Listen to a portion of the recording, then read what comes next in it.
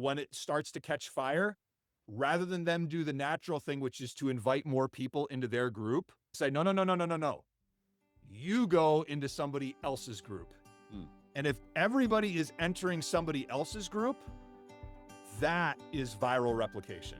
Hey friends, welcome to the 1000 Houses podcast, where we encourage and equip households to make disciples in and through the home. Every episode, you'll hear interviews, teachings, and conversations around what it looks like to turn your home into a hub for mission, community, and discipleship. If you'd like to learn more about what entering into a season of coaching might look like for you and your household, visit 1kh.org for more info. Let's jump into today's episode. Hey everybody, welcome back to the podcast. I am joined today by Cory Hartman. Cory, thanks for jumping on here today. Yeah, glad to be here, Jeremy.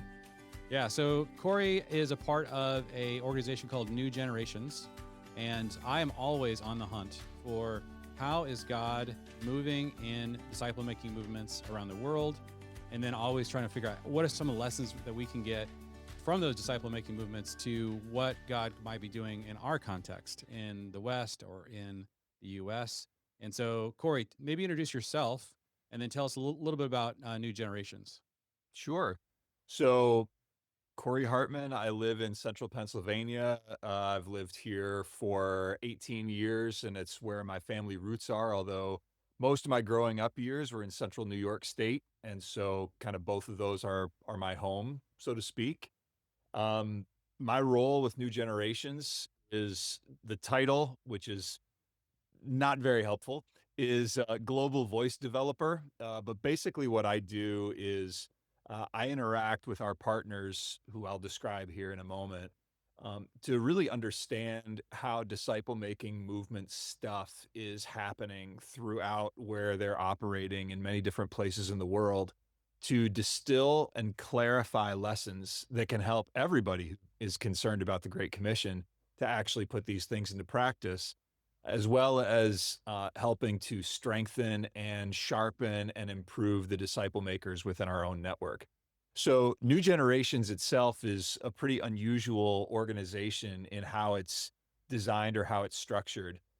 It really can be seen in two ways. One way is that it is a small U.S. religious nonprofit, okay?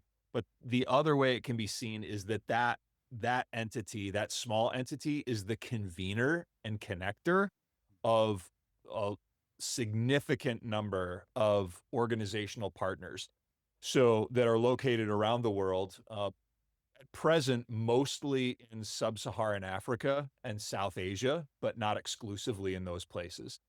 And through these core partners, they themselves have many partners, which creates sort of a network of networks, sort of a thing. And amongst all of these, it's literally tens of thousands or hundreds of thousands of disciple makers that are operating around the globe. And over the last 20 years, we've seen 3.1 million new followers of Jesus, and something like 160,000 churches that are operating and that have happened among some of the least reached groups of people in the world. You know, we're talking in certain cases like militant Muslim people groups in Africa, or high caste Hindus in India, and all sorts of other peoples as well. And so I really have the privilege of interacting with a diverse group of people and understanding how they tick and how things work, and to put those into words to help others in those places, and even in the West and in the United States as well. Awesome. Yeah, there's this disciple-making movement that's erupting in some of these regions. So it sounds like part of what New Generations is doing is, okay, there needs to be someone who is connecting a lot of these different organizations for these movements. Guys, I mentioned that I met Harry, who I think, is he the founder of New Generations? So Harry Brown is our founding president. So he has been our leader since the founding. Actually, New Generations itself, as a thing called New Generations, is not that old. Okay. But it's just, 5 or so years old, but maybe 7 now. But before that, it was a division of a previous ministry. So and Harry was the convener and lead of this sort of activity through that other ministry, and then the ministry spun New Generations off to be its own thing. So Okay. yeah, Harry Brown has been in that role, but he's actually handing the baton over the course of a couple of years, which we're about 3/4 of the way through now, to our new president, Andy Lehman. But Harry's still staying on in that sort of founder ambassador role. Awesome. Yeah, tell me a little bit about what Harry saw that created the origin story for this organization. Yeah, so it's a really interesting and unusual situation. The foundation, like the mother organization, is called City Team. Okay.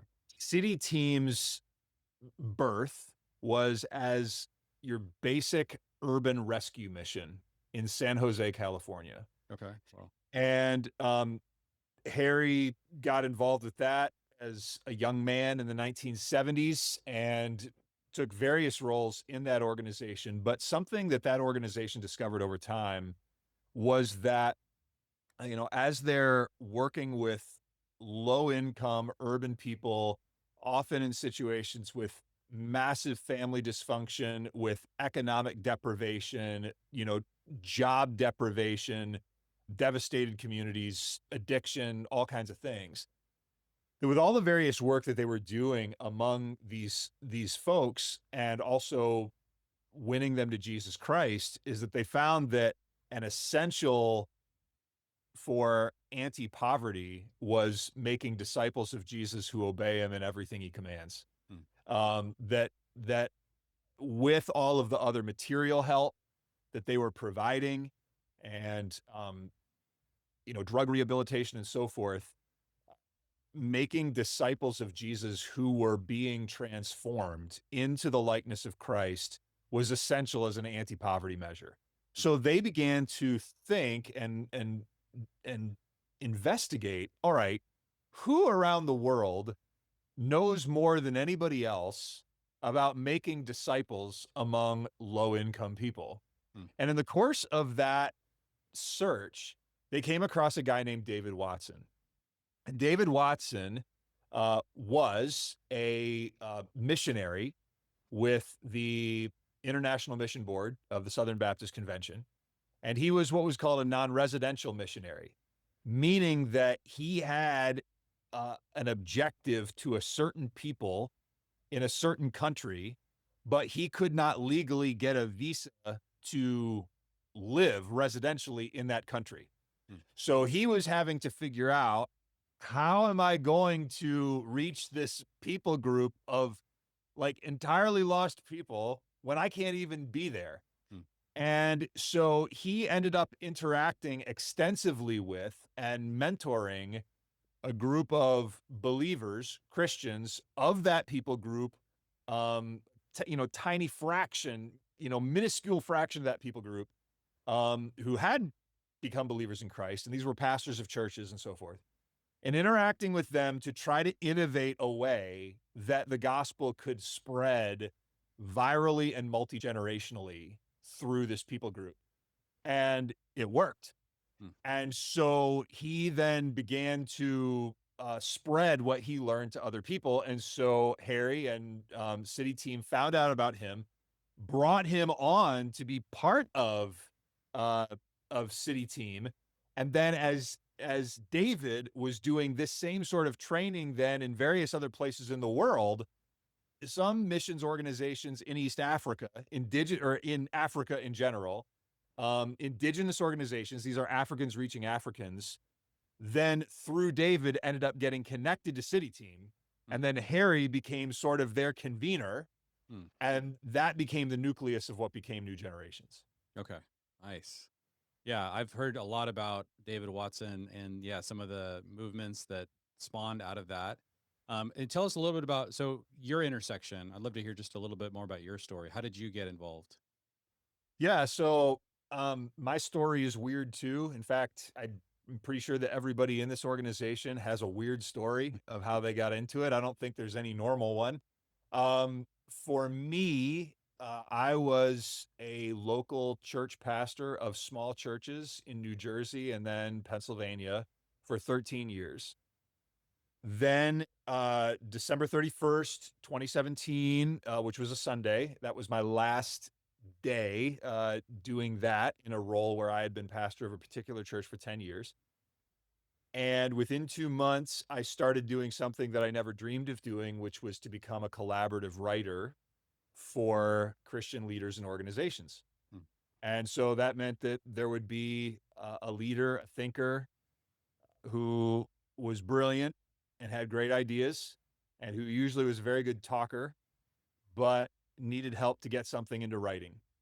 And I served various leaders in various organizations to produce various kinds of output, the most common one or most easy to understand one being books.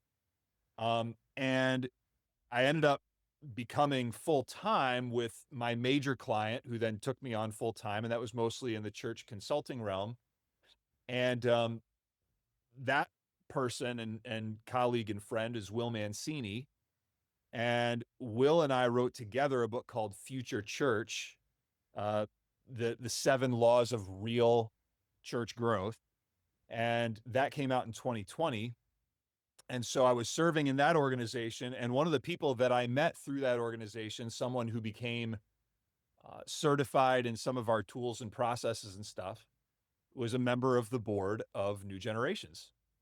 And that organization that I was a part of ended up dissolving in 2022. And when this guy found out about it, he sent me a text message saying, "Hey, are you available for international travel in 2 weeks?" And this was like about a month before my job was coming to an end.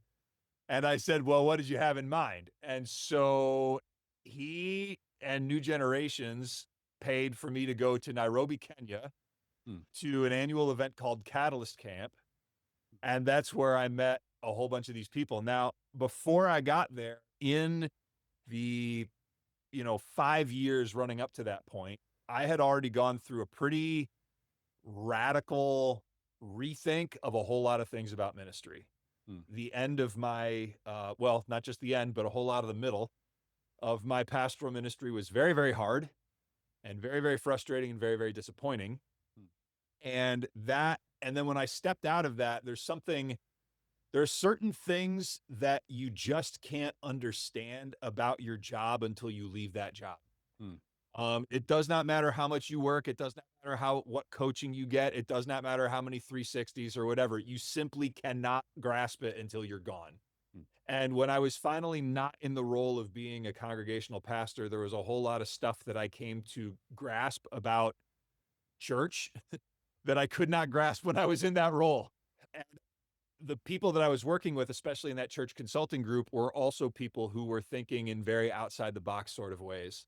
And so through that enabled me to really, I mean, I kind of hate this word, but I'm going to use it because it's coming to mind, deconstruct, if you will, Mhm. my assumptions about church and what church was and how it worked, and then reconstruct it from scripture. Hmm. And not just by myself in a cave, but in dialogue with other people as well. Hmm. And so I already had gone through pretty radical rethink about what church ought to be, could be, should be, is, whatever, than when I showed up in Nairobi. And when I showed up in Nairobi, I'm now talking to people and meeting people who, if they were in the United States, um, the fruit that they had was so incredible. They would have a book deal, they would have a podcast, they would be headlining conferences. I mean, somebody who, yeah, in 4 years had given birth to a movement of 4,000 people in like 10 generations among a totally unreached tribe, and um, part time while his full time job is as a farmer, and in the meantime, in the United States, we have no idea who this guy is and we'll never ever know his name. And so I was meeting person after person after person like this. And so when New Generations extended the invitation for me to join them and to do the sort of thing with them that I'd been doing with others, I said, this is literally the most important thing happening in the whole wide world. So the answer is yes. And so that's how I ended up getting involved. Nice. All right. So there's a lot of interesting threads there, Cory. So give me kind of a snapshot. What did you learn about the nature of the church? Like, what would you say? Hey, if you're speaking to your former pastor self, Yeah. hey, this is what we're going to learn, or here's the truth, or here's what you're not seeing. What? How would you describe that? Yeah, I would say that lesson one to try to help old Cory, Yep. or actually young Cory, let me put it that way, former Cory, which is young Cory, uh, to see his world a little bit better, it would be to first try to explain, okay, so there's there's this word church that's an English word that has been around for many centuries. Okay. And then there's this word, which Cory, you know, because you know Greek. There's this word in the scriptures, ecclesia, okay, Hmm. that meant something in the first century. But for a really, really long time, church has been the English word used to translate that Greek word. And the problem with that is that the English word church very genuinely and appropriately carries a whole lot of meaning based on how it's been used by English speakers for like 800 plus years. Hmm. And all that meaning was not in the heads of the people using the word ecclesia in the first century when they were writing and talking about this at the beginning of the Jesus movement. Mm. And so the first thing to try to do is to recognize that the things that you see in the scriptures that are describing ecclesia are true and good and real. And the things that are what, like, sociologically and religiously church is, are true and real. And those are different things. Mm. And so, Cory, what you're doing right now as the pastor of a church is you're actually doing two things at the same time that get like fused together so nobody is really able to tell them apart. The one thing that you're doing is that you are the central figure and primary and greatest influencer, at least once you've been there for a while, of something that is legitimately an ecclesia. It is a gathering of followers of Jesus who get together to do Jesus things. Okay. But you're also, at the same time, you are the sole full time and professional employee with the responsibility to manage a religious institution that has certain expectations and parameters within the 21st century United States. Mm. And those two things you want to instinctively make as one thing. And Cory, I'm telling you, those are two different things. All right. And you can conceivably do both, but you'll have a better time of it if you recognize that you're doing two things and you're getting paid to do the one, and God has called you to do the other. Mm. And you're wearing both of those hats simultaneously among the same group of people in the same place, Mm. even though they're different entities in different roles. Okay. That's how I would try to That's really start. good. That's great. It's sort So of, lesson one, it's there's sort of like, blue pill, yes, my or red pill, my yes, former self. that's good.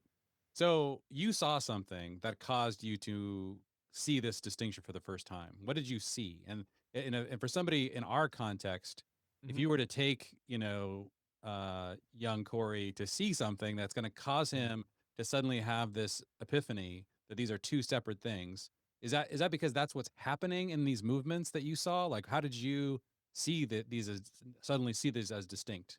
That's a great question. It started for me in 2017, which was the worst year of my life. Very, very difficult, and going through a lot of real strain in the ministry setting. That's putting it mildly. That caused bigger, like, personal collapse for me, and and um, but a nutritious collapse in that it was breaking things apart that needed to be broken apart. Okay, so there's all kinds of personal stuff there. But in that, one of the things that I started to encounter was just the whole conversation about disciple making as a thing. Okay. And so, like, an example of this was, the discipleship.org, National Disciple Making Forum, Bobby Harrington, Yeah. that sort of thing, aggregation. I started to read ebooks that I found coming out of that orbit and listening to podcasts and stuff. Um and in the course of doing this, and also some stuff not coming from there, but from like, Redeemer City to City stuff, so there was some other of that strain as well. And in this, I started to encounter this whole notion of disciple making and revisiting the Great Commission with the different lens of disciples making disciples making disciples, and how does disciple making unite and also differ from evangelism and discipleship, this sort of concept, and some of these notions that were floating around that and still are floating around that. And as I was doing that, in my assimilating this information, in my self-evaluation, in my ministry collapse, and in my trauma, was coming to the conclusion, I've been this, you know, pastoring thing for 13 years now, and I've made no disciples whatsoever, which means that I've basically been a failure this whole time, which was an overstatement. That was not strictly true, but there was truth to it. There was truth to it. And so like that's how I started to recognize I've been at this for 13 years in a role, and I think I've, in a certain fundamental way, have been missing the whole point of what I'm supposed to be about. Hmm. And so then it was, once I left, then I had a role of, in my, as a father, of doing something I had literally never done as a father and hadn't done as an adult since, like, the first 2 or 3 weeks of my marriage, which also was like the first 2 or 3 weeks of seminary, at age 22, which was find a church. Like, I had never done that. Like, I'd never like been like a normal Joe, like going around looking for a church for his family to go to. Like, this is a new thing for me. And as I'm doing that and going to these different churches, it just was so apparent to me, like, my word, the huge amount of time, effort, energy, people power, money poured into making Sunday morning work. I mean, like, the huge amount of institutional resources solely devoted to making Sunday morning happen. And it was like, I knew it as somebody who had done it, but as somebody now, just like as a recipient of it, like as part of the audience, like, it was just unmistakable. It was just like, oh my gosh, the tail is wagging the dog so hard, and is in hundreds of thousands of churches for like decades or centuries. It was really shocking. So those were some of the stimuli that started to rework things for me. Okay. And I think what it seems like where people get locked up is those observations. I think that they're like, all right, there is something there, but I can't see an alternative.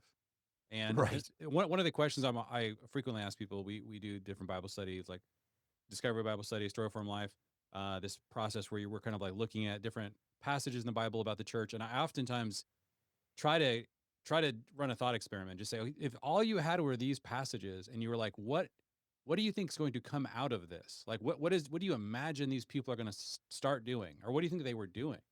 Mhm. And just like try to construct from first principles what this ecclesia thing is. Like, most Yeah. people have never even done that exercise.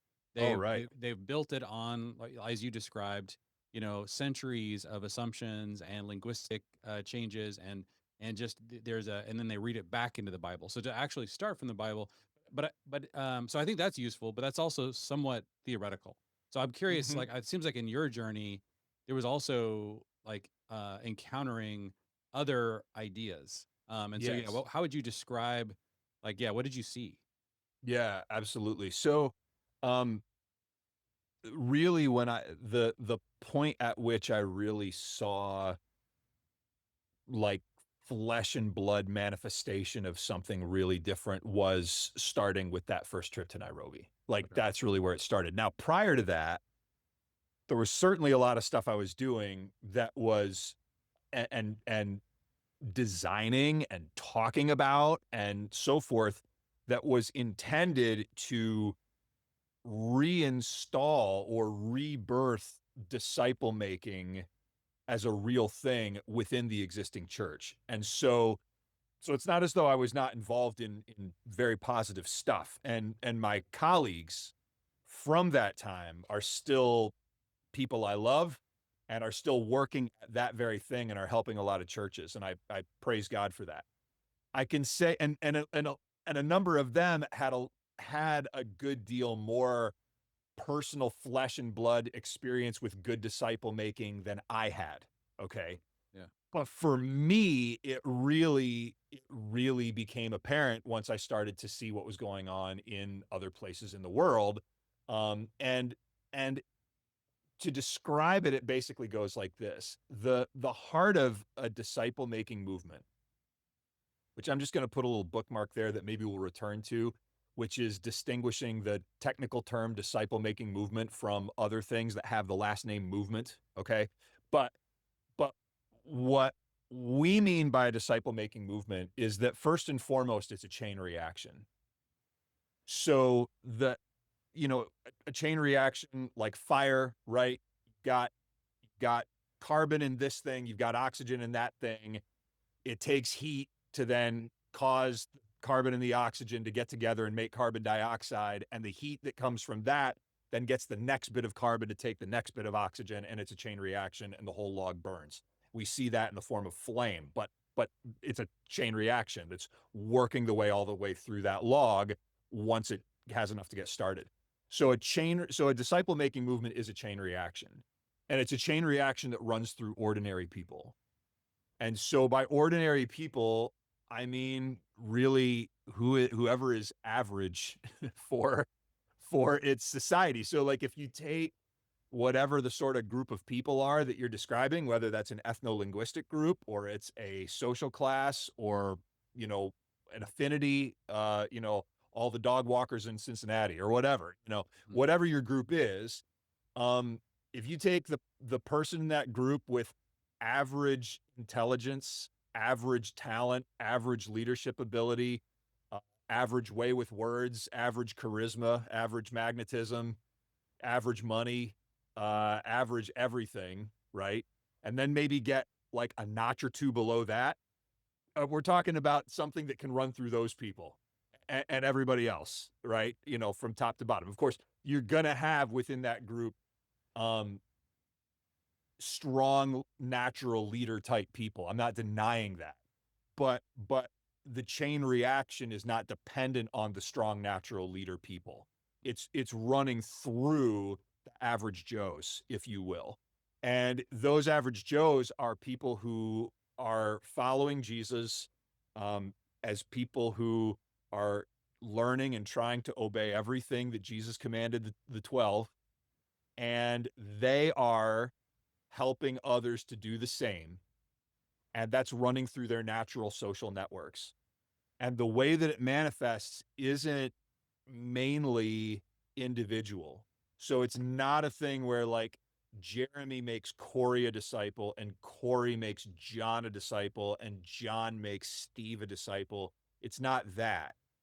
It's more like in the world in which we live, though it varies, this is another bookmark possibly, it varies between traditional rural societies and modern urban societies. But in the world that we live, people collect in groups.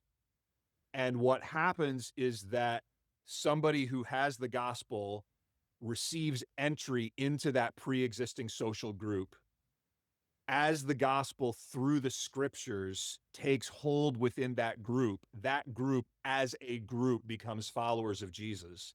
And when they do that, that group that already existed as a something else, as a family, as a friend group, as a whatever, now becomes an ecclesia.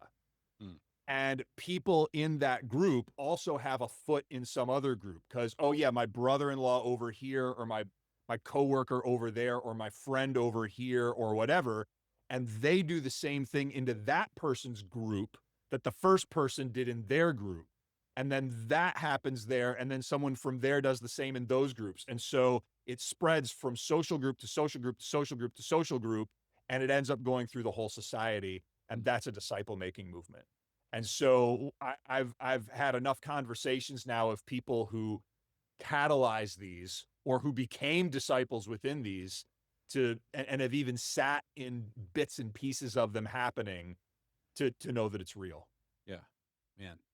Yeah, that's really good. I think probably what I've always wondered or kind of believed in the last 20 years we've tried to understand, a biblical ecclesiology, is that maybe the thing that bewitches or distorts people's understanding of ecclesia more than anything else in our context is that we no longer have in our culture the oikos. Like Mm. when the Holy Spirit came on Pentecost, I don't think that Peter and the apostles were sitting around saying, "Okay, what kind of church model do you guys want to start? You want to try a mega church? You want to do house church?" It was just like they already had these pre-existing oikoses, these households, and that was the way that everything was structured back then.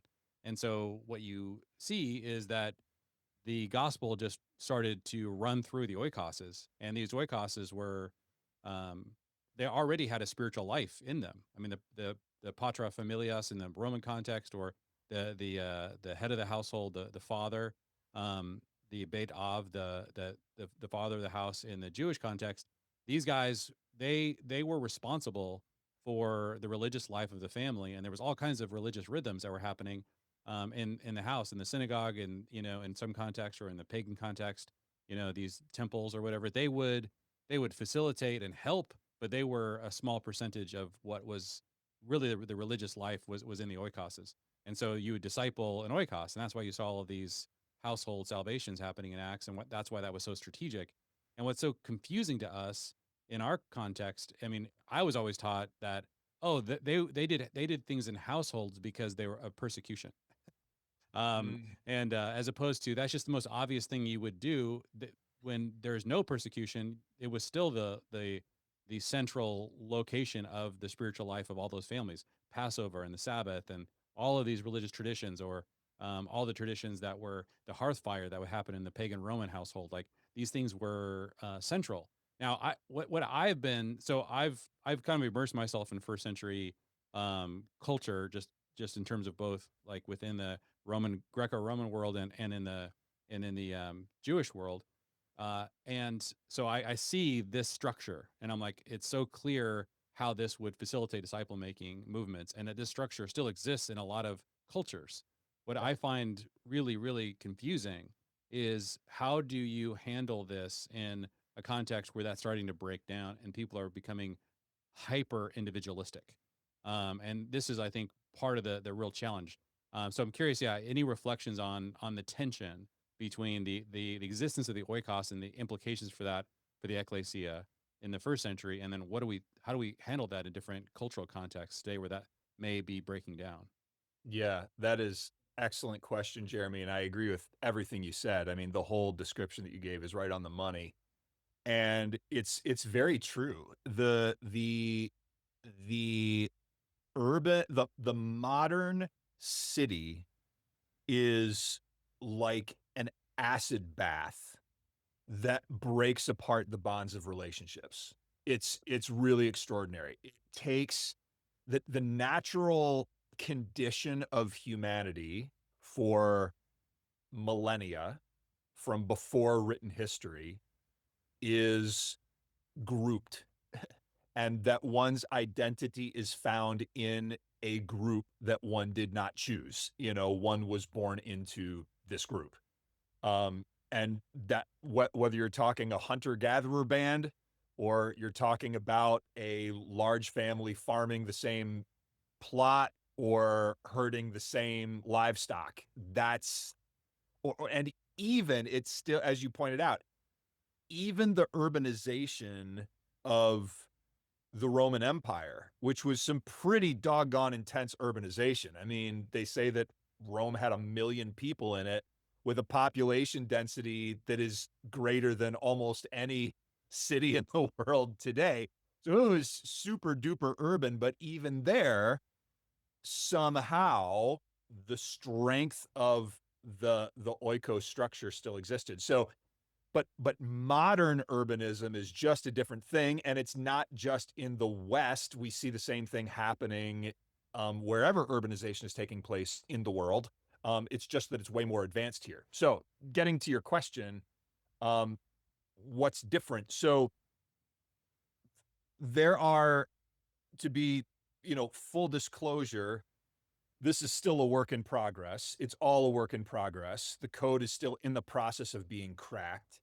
So what I'm not going to give is not the be all end all final answer. What I can say is three approaches or three alternatives or three things that happen that are all real. Okay. One is that to some extent the oikos still does exist. It's just a whole lot weaker. But where it primarily exists is not in the family. So the family, as we tend to practice it, is the so-called nuclear family, which is a much, much smaller entity than a first century oikos, which had like grown unmarried sisters, had slaves, had just a whole lot more people in it. Okay. Just a bigger thing. Um, and extended family and so forth. The main place where oikos exists today is that there still are social circles. I mean, there still are groups of people that are patterned around each other that do stuff together. Okay. Some of them small, like I'm in a book club with 5 people. I'm one of the 5. Some of them a bit larger, where it's the people who always show up in this coffee shop between 1 p.m. and 4 p.m. And, it's a rather larger group of people than that, So um, it shows up in work teams. It shows up in teams that play a sport together, or, a bowling league or whatever. So you still have these things. And in any social group, there's always somebody who is the center of that group. There's always an individual that if that person wasn't there, the thing is going to fall apart. And it's often not formal, right? It's often unspoken. Sometimes it's formal, sometimes it's not, but it's real. It's the person that somebody says, if somebody in the group says, "Hey, let's do this," if the center of the circle says, "Yes, let's do it," it's going to happen. And if they don't say, "Yes, let's do it," then it won't. I mean, it's that kind of person. And that person can still be the person of peace, following Matthew 10, Luke 10, which your audience might be familiar with. Can still be the person of peace for that social circle. Like that can still function as an oikos. Now, it's not nearly as dense. It's not nearly as strong. In ancient first century, the pater familias, if he says, "Family, this is what we're going to do," that's what the family's going to do. That's not true for us today. Even the center of the circle, if that person says, "You know what, this time we're going to have a discovery Bible study," there's going to be some people in the circle who don't show up to that. There's not quite the same stickiness, but there's still some stickiness. And so that still can be used, and it still can run through those. So that's route 1. Route 2 is that we have a lot of lonely people. We have a lot of people who aren't part of any circle. I mean, it's an epidemic. It's bad news. I mean, it's a public health emergency. It's a serious, serious, serious thing. And in the course of going out to proclaim the gospel of the kingdom, you're going to run into, and if the Holy Spirit if the Father is drawing them, you're going to end up picking up, like a magnet picking up iron filings, lonely people. And if God is drawing lonely people to himself, then sometimes what you do is you make a group made up out of the lonely people who now are not lonely anymore. Now, they're probably not directly going to be your bridge into other groups. It's not going to be the source of viral reproduction, although over time, as they grow in Christ, they might be other people who are going out to proclaim the gospel of the kingdom and trying to find other oikoi. So that could conceivably happen. But the third route is that you might take an honest look at yourself and say, maybe I am the person of peace. I mean, like, maybe there's a social group that, if I'm really honest, I am the center of that circle. Like, I'm the person that if I say, "Let's do it," it happens. And if I don't say let's do it, it's not going to happen. So it's up to me to bring the gospel into my own social circle, into my own oikos, such as it is, and to try to introduce it that way. So it's through those kinds of activities in a individualistic, societally, fragmented society that you can recapture some of the magic of the highly communal sort of place, even though ours isn't. So those are some of the ideas that, and some of the ways that it begins to, that the fire begins to catch. Yeah, man, that's really good. Yeah, that's super helpful, and I appreciate what you're saying too about the code. We're still trying to crack this thing, and that's this is kind of the constant conversation that I want to have in terms of like what does it take to do this, and it's so clear as you describe that chain reaction that there are cultures in which, because those bonds are so clear, that fire can just burn right through and you see this movement erupt. And Mhm. that what I have been on the hunt for, and this is kind of my last question for you, Cory, are there movements in Western contexts that are getting past the fourth generation? Are there any disciple making movements? I know that sometimes within certain ethnic groups or within prisons or places where there are different, but within a normal Western context that has been infected with all of the sort of that urban culture and been saturated in that acid bath that you Mhm. mentioned. Um, so my questions are: number one, are you aware of places where this is working? And then number two, yeah, any other um, what are we discovering about how to create chain reactions within these kinds of really challenging hyper individualistic contexts? Right. First of all, as far as what I know, I can tell you that the person who is the world's expert in the counting, basically the census or the demography of church planting movements, disciple making movements, is a guy named Justin Long. And Justin Long is acquainted with um, many of the organizations and networks uh, that are catalyzing these. Okay. Okay. And so he aggregates what those different groups have internally assessed, and he puts it all together. Um, he says there are movements in, like, legitimate beyond fourth generation movements in Europe, some that are among Europeans. Like, they're not just among refugees. They're not just among, immigrants, migrants. Okay. Um, but the nature of a lot of these things is that they are, and very appropriately, highly sensitive to not being known and publicized for the sake of the movement, like Okay. for the sake of the movement continuing to move. I got it. And there are different reasons for this. I mean, in context of persecution, it's because you don't want the thing to be crushed. Right. But in context where it's not persecution, it's because you don't want a stampede of Christians to come and check it out. Hmm. And then all of a sudden, it's now like there's Christians everywhere and you can't find lost people anymore, Hmm. which can super duper happen. Okay. Now, for me personally, do I know of ones beyond the fourth generation? I do not. Do I know of some that are getting closer to it? Yes, I do.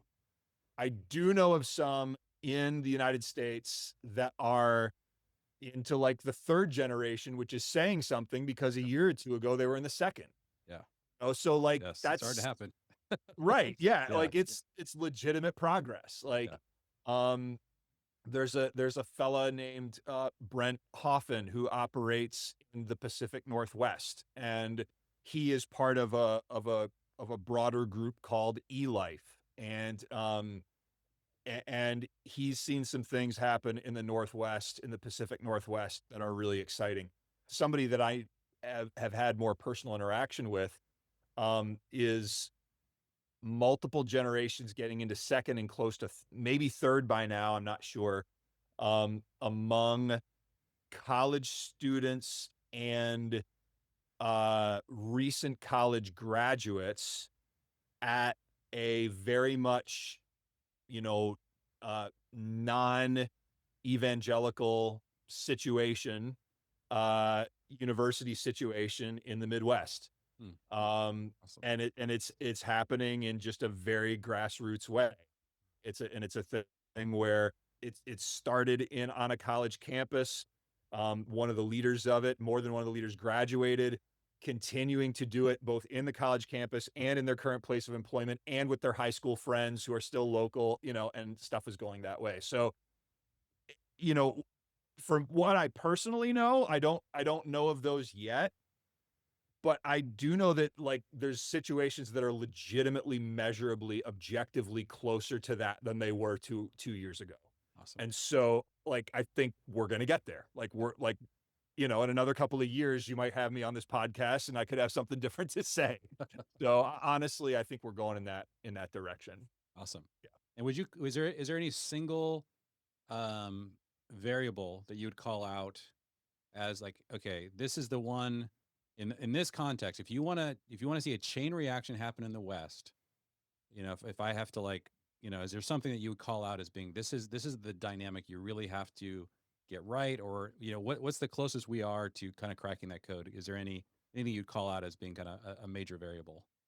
Yeah. So I think first of all, I'd say that I'd probably give like six variables. Okay, So there's a and that's it's a and that's multivariable actually, problem.